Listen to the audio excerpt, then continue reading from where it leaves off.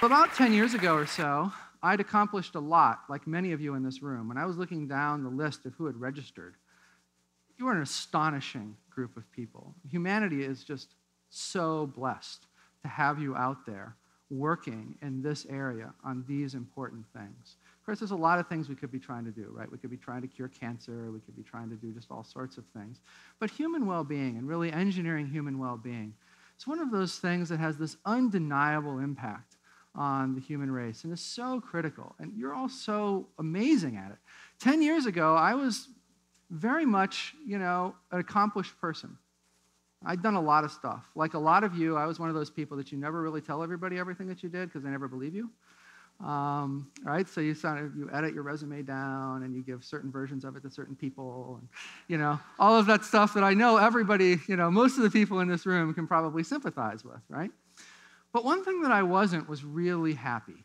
For all the things that I'd done, for all the things that I'd accomplished, I'd really kind of drank the Kool-Aid on what was supposed to make me happy. And I really wasn't happy. I wasn't unhappy. But I just knew that there was more, right? So I set out to find the people who were the happiest on earth, and they wound up looking a lot like the people on this slide. And I began what has become essentially a decade-long research effort into something we call persistent non-symbolic experience from an academic standpoint, but what I'm going to refer to more simply as extraordinary well-being here today.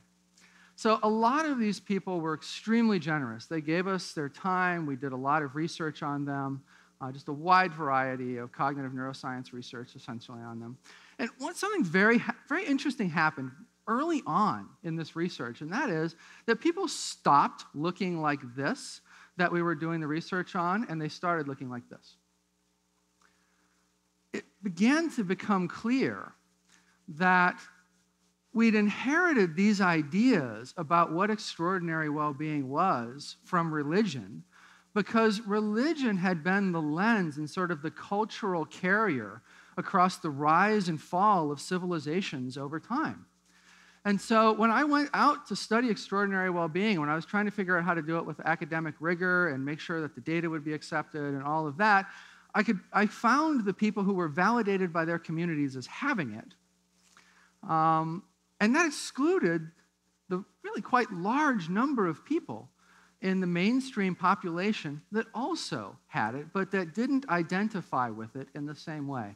So we wound up discovering lots of atheists, lots of agnostics that were experiencing the very same thing from a neurocognitive standpoint as these amazing religious and spiritual figures who had been so generous previously with their time for us.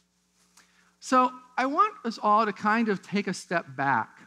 And there's been a lot of great talk about flow and enlightenment and things like that. I'd like you to sort of kind of put your thoughts about that aside. I think many of us have or had really, really, I don't want to say dogmatic, but very, very specific views about what constitutes something like enlightenment or non-duality or persistent mystical states or any of these things that religious and spiritual people would call this extraordinary well-being, and yet that you've seen on slides, including Judd's slide a minute ago, where you have the silencing of the self-referential networks.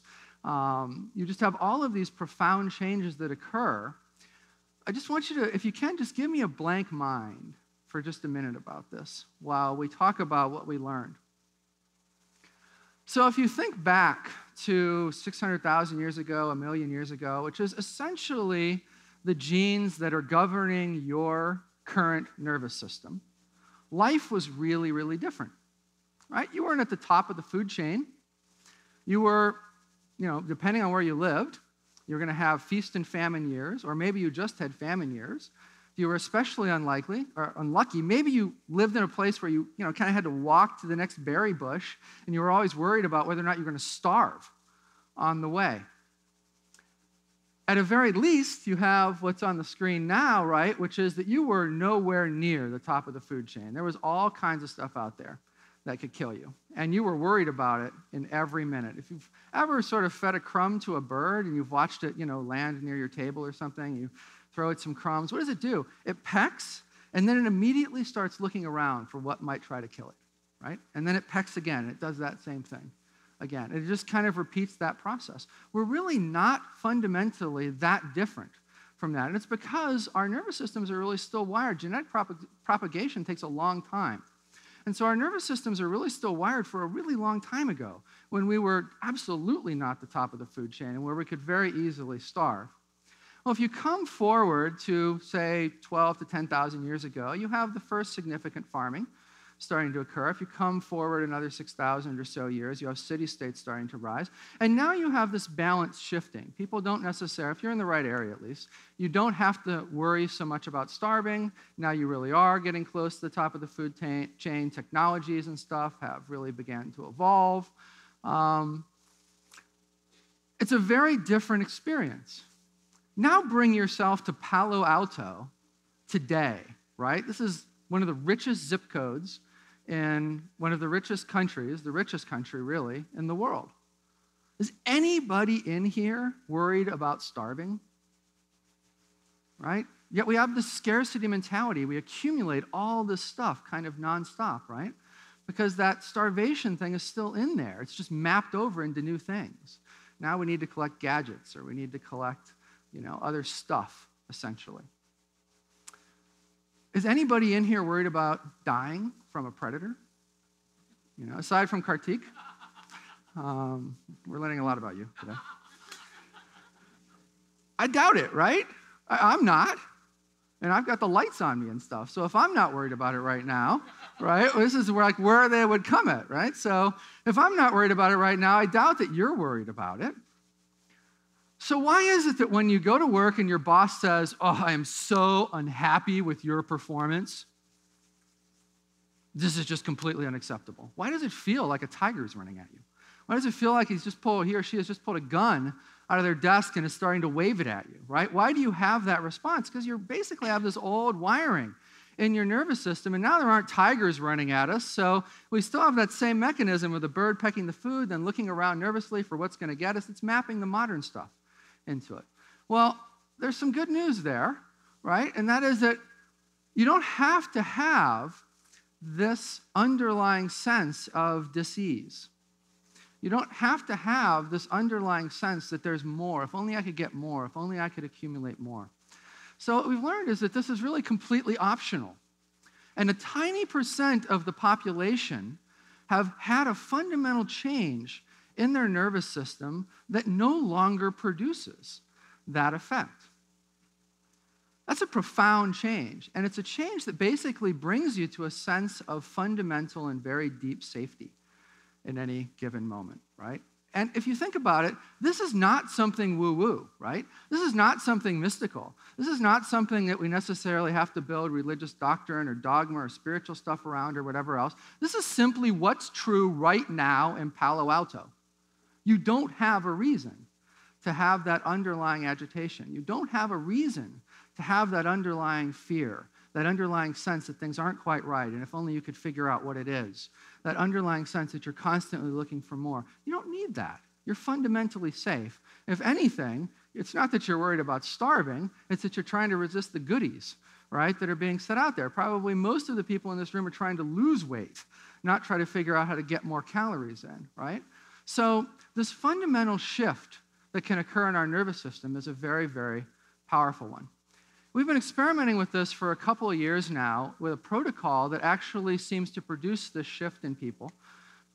Not everyone. It produces a shift in about 70% of people over the course of about 4 months at this point. Now, that's a powerful thing, and that's an amazing change, right? But the one thing that I want to stress here is that it's not really that scalable, right? So as much as that sounds like this really neat breakthrough, ultimately it can only affect a relatively small number of people.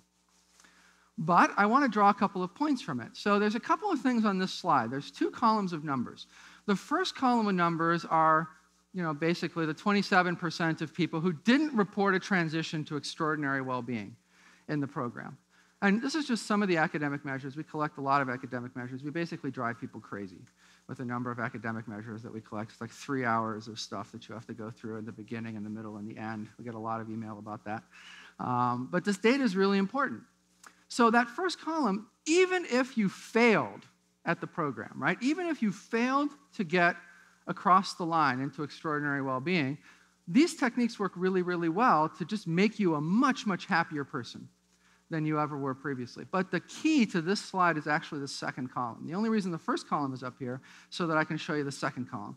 And the second column is how much more that's true than the first column. So that first line doesn't mean that 40% of the one group had it and 50% of the other group had it. It means that the other group had it 50% more than the group that had it 40%. There is a huge difference between these two groups of people. And I just want to put this slide up to sort of show you very definitively and with some evidence that this is a real thing. This transition that can occur in your nervous system, this switch that can occur to, instead of this, we've talked a lot about, there's been a lot about talk about temporary stuff here, which is why I want to talk a little bit about persistence. Temporary changes are great. Temporary states are fantastic. Things that get you into a sort of a temporarily improved place, those are all fantastic. But it's also possible to have a persistent change and a huge change. And that's what you see represented on this slide. So Nicole in her talk talked about Roger Bannister. And I think one of the most interesting things about the Roger Bannister story is that prior to him breaking the 4-minute mile, everybody considered it impossible in human physiology. So he was a medical student. Sir Roger is actually still alive. He had a distinguished academic career, actually.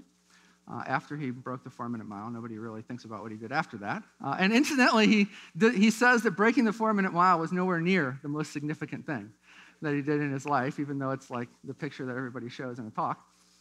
But what's fascinating is if you go back to before he broke that 4-minute mile, literally all of the leading medical people and whatnot of the day, they all basically said, we have reached the limits of human capability, right? And what was happening is the runners were getting closer and closer and closer and closer, and they were just coming right up to that 4-minute mile, but nobody was breaking through it. So, science basically just looked at that and said, wow, okay, we've hit the limit. We've figured out what the limit actually is. The limit is, 4 minutes. Nobody's ever going to run faster than 4 minutes. And he broke it by like 3/100ths of a second or something crazy small like that. But there was such a cheer that went up, nobody could actually hear it. They just heard 3, right? And then this huge cheer goes up. And it opens the door to this entirely new moment for humanity, where, as you heard Nicole say, not long after, you have all kinds of people breaking this record. You have that 4-minute floor just being crushed, basically. And I want to encourage the same thing for you. The interesting thing about the Finder's Course protocol is not that it could impact the world in some huge way and affect billions of people and whatever else, because it's got some limitations. It takes a lot of time. It's 4 months of 1 hour to 3.5 hours a day. Not everybody, most people really won't be able to use that. But what it tells us is that there is this transition, this fundamental transition that can occur for people. And that instead of it being what we normally think of as well-being, instead of us thinking about traditional forms of well-being, and those being sort of the maximum amount of well-being, and maybe it's going to have its, peaks and valleys, and if we can just find more stuff to give us a great state experience, and maybe just get a great state experience over time, and maybe just increase the baseline over time, we can get closer and closer and closer to what we're considering possible for well-being right now. Closer and closer and closer to that 4-minute mile. And I would encourage everyone in this room, as we go to the breakout sessions, as you go to the unconference, as you meet all of the amazing partners in life that you're going to find here in this room and in this incredible community as it spreads around the world, I would encourage you to just think about this. Go past the 4-minute mile mark, right? The Finder's Course has done one thing, I think, and it showed us that it's possible to do it. It's possible to do it for a lot more people than anybody ever thought was possible before, but it's not going to be done without technology. It's not going to reach 1 billion people or 2 billion people or whatever else without a translation from a technological standpoint. We've just basically been the Roger Bannister which I'm very humbled and grateful for, but we've basically just been the Roger Bannister that says, okay, most people can get through this 4-minute mile, but we haven't like reinvented the running shoe, right? Or we haven't reinvented the track that can help people run fast. We haven't designed a whole bunch of exercise equipment that can really push human physiology further. All of that stuff remains to be done. So as you leave from here, you can really work on ordinary in the mind, sort of traditional forms of well-being. And if you do that and you choose to do that, I think that's great. Anything that helps people, I just think that's absolutely awesome. And I applaud all of you for even just being here and giving your time to this space. But I would just ask that you consider maybe putting some time, putting some effort into breaking this 4-minute mark with technology, finding a way that we can get a persistent, ongoing, incredible state of well-being spread across all of humanity with technology that's probably already been invented in this room and just needs to be applied in certain ways. That will have, I think, such a huge impact. It's amazing when you sort of have this transition, how much your conflict goes down, how much space is available inside your mind to actually be far more creative, to be far more productive. There are just so many things that if I think we could just magnify this and allow more people to experience it. It's not just about having an impact at an individual level. I mean, it's awesome at an individual level. And I know quite a few people who have been through the Finder's Course protocol in this room. So it's awesome at an individual level. But I think what we've yet to find out is how absolutely revolutionary it will be at a societal level. I mean, imagine if everybody has that reduced conflict, that reduced reactivity, that increased mental capacity for creativity and problem solving and all that. What will that do at this critical moment in our history? So thank you all very much for coming. I really appreciate it, and so do the fellow organizers, Mikey and Nicole. And I hope that you enjoy your breakouts and the rest of the conference.